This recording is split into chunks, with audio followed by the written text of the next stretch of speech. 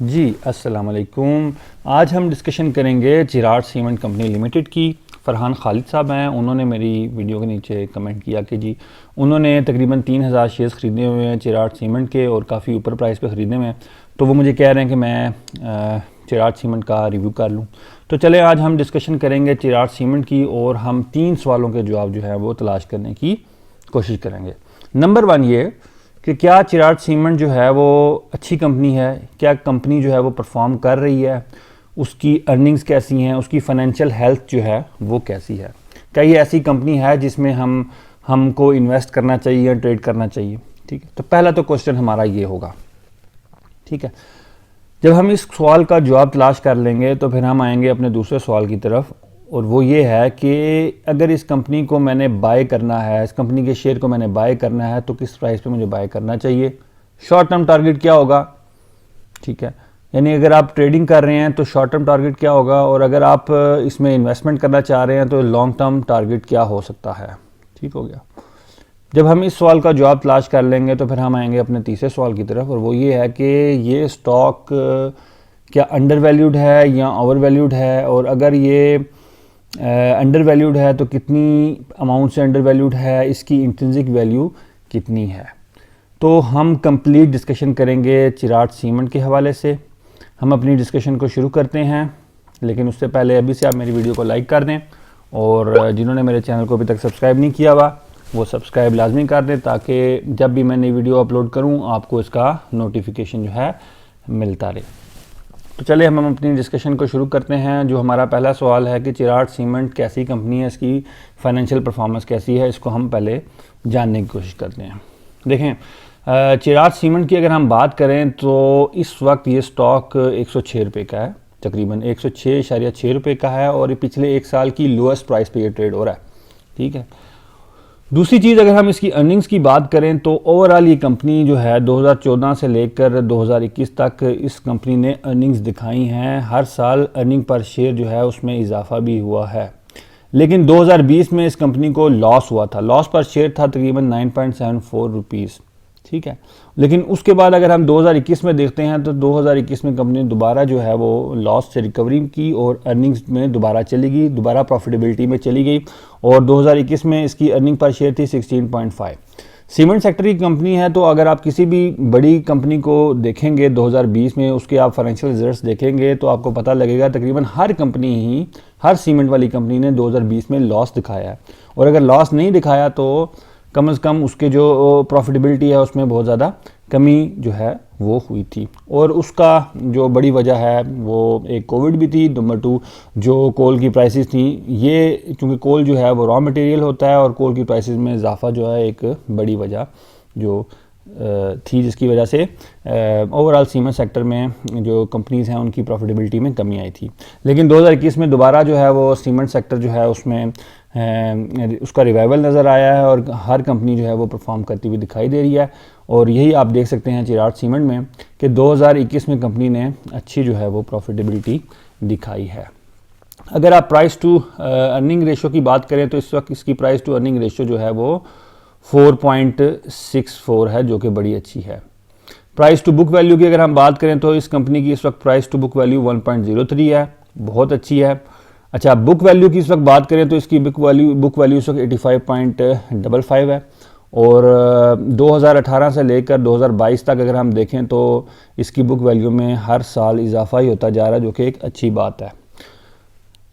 अच्छा, अगर हम डिविडेंड की बात करें तो हम कह सकते हैं कि ये एक डिविडेंड पेइंग स्टॉक है। बीच में 2020 में इसने डिविडेंड नहीं दिया ऑब्वियसली चूँकि लॉस हुआ था, लेकिन ओवरऑल ये कंपनी जो है वो डिविडेंड जो है वो पे करती आ रही है।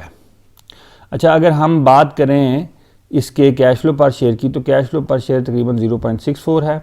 नेट प्रॉफिटेबिलिटी मार्जिन 12.72% है, और अगर हम long term debt to equity ratio की बात करें तो वो 72% है।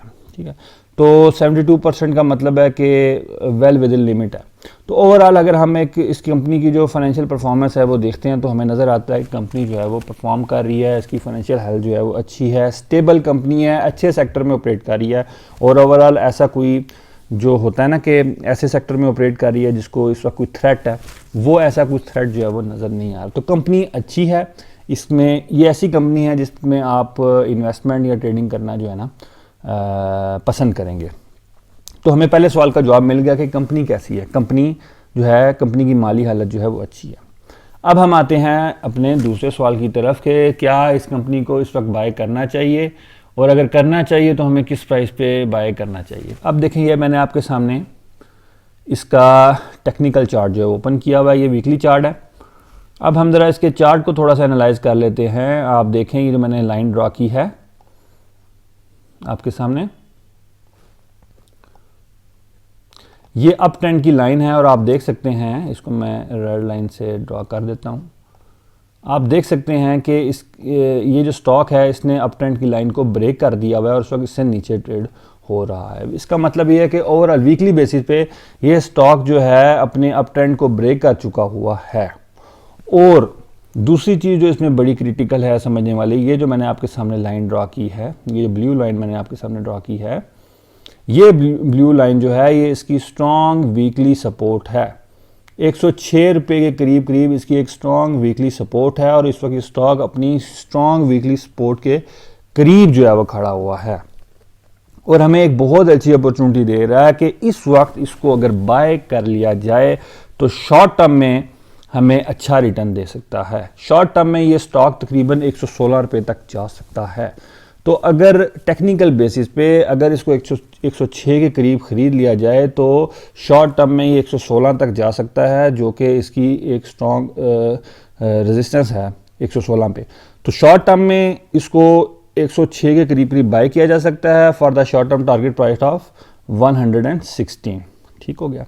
तो ये हमें जो हमारा दूसरा सवाल था कि क्या इसको बाय किया जा सकता है, और अगर बाय किया जा सकता है तो किस प्राइस पे बाय करना है, उस सवाल का जवाब भी जो है वो हमें मिल गया। अब हम डिस्कशन करेंगे अपने तीसरे सवाल की तरफ कि इस स्टॉक की इस वक्त इंट्रिंसिक वैल्यू कितनी है, ये स्टॉक अंडर वैल्यूड है या ओवर वैल्यूड है। तो हम उसकी डिस्कशन की तरफ आते हैं, लेकिन उससे पहले मेरी एक अनाउंसमेंट है वो सुन लें, फिर आकर हम अपनी डिस्कशन को कंटिन्यू करते हैं। अगर आपको स्टॉक मार्केट में लॉस हो रहा है जिसकी वजह से आप परेशान हैं, या अगर आप इस वजह से परेशान हैं कि आपको नहीं पता कि स्टॉक मार्केट में किस जगह पे स्टॉक को बाय करना होता है और किस जगह पे सेल करना होता है, तो अब आपको परेशान होने की ज़रूरत नहीं, क्योंकि मैं अब शुरू कर रहा हूँ एक प्रोफेशनल स्टॉक मार्केट कोर्स, जिसमें मैं आपको सिखाऊंगा एक कंप्लीट टेक्निकल एनालिसिस। आपको बताऊंगा कि टेक्निकल एनालिसिस से कैसे स्टॉक को बाय करते हैं और कैसे सेल करते हैं। फिर मैं आपको सिखाऊंगा कंप्लीट फंडामेंटल एनालिसिस, जिसमें आपको ये बताऊंगा कि कैसे स्टॉक को एनालाइज करते हैं और स्टॉक को बाय किया जाता है। और इसमें मैं आपको ये भी सिखाऊंगा कि कैसे एक अंडर वैल्यूड स्टॉक को आइडेंटिफाई किया जाता है। और इन द एंड मैं आपको बताऊंगा अपनी ट्रेडिंग स्ट्रेटजी कि मैं कैसे स्टॉक को एनालाइज करता हूं और कैसे स्टॉक को बाय करता हूं। इस स्टॉक मार्केट कोर्स की फ़ीस है सिर्फ 4000 रुपये, और अगर आप इस स्टॉक मार्केट कोर्स को ज्वाइन करना चाहते हैं तो आपकी स्क्रीन पर जो व्हाट्सएप नंबर आ रहा है, इस व्हाट्सएप नंबर पर टेक्स्ट करें और स्टॉक मार्केट कोर्स को ज्वाइन कर लें। तो चलें अब वापस वीडियो की तरफ चलते हैं।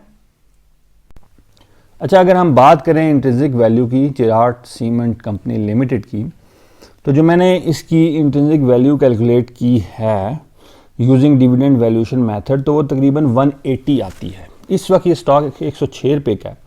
तो अगर आपने, यानी इसका मतलब क्या है, इसका मतलब ये है ये स्टॉक तकरीबन कितने रुपए से अंडर वैल्यूड है, आपके सामने अभी हम कर लेते हैं। देखिए, इंट्रिंसिक वैल्यू है इसकी 180 और इस वक्त तकरीबन 106 के करीब है, तो 74 रुपीज़ से ये स्टॉक अंडर वैल्यूड है। तो लॉन्ग टर्म इन्वेस्टमेंट के पॉइंट ऑफ व्यू से भी ये बड़ी अच्छी अपॉर्चुनिटी दे रहा है कि हाईली अंडर वैल्यूड स्टॉक है, डिविडेंड पे कर रहा है, तो इसको लॉन्ग टर्म इन्वेस्टमेंट के पॉइंट ऑफ व्यू से भी बाय किया जा सकता है, क्योंकि ये एक अंडर वैल्यूड स्टॉक है और इसको आप होल्ड कर सकते हैं for the target price of 180 rupees. लेकिन याद रखें ये लॉन्ग टर्म जो है वो टारगेट प्राइस है। तो उम्मीद है आपको ये सारी डिस्कशन जो है इसकी समझ लगी होगी। अगर आप भी ये सारे एनालिसिस सीखना चाहते हैं, कैसे एनालिसिस करने होते हैं, तो आप मेरे स्टॉक मार्केट कोर्स को ज्वाइन कर लें और आप एक बहुत अच्छे प्रोफेशनल स्टॉक ट्रेडर या इन्वेस्टर जो हैं बन सकते हैं। अगली वीडियो तक के लिए मेरी तरफ से खुदा हाफिज़, फ़ी अमान अल्लाह।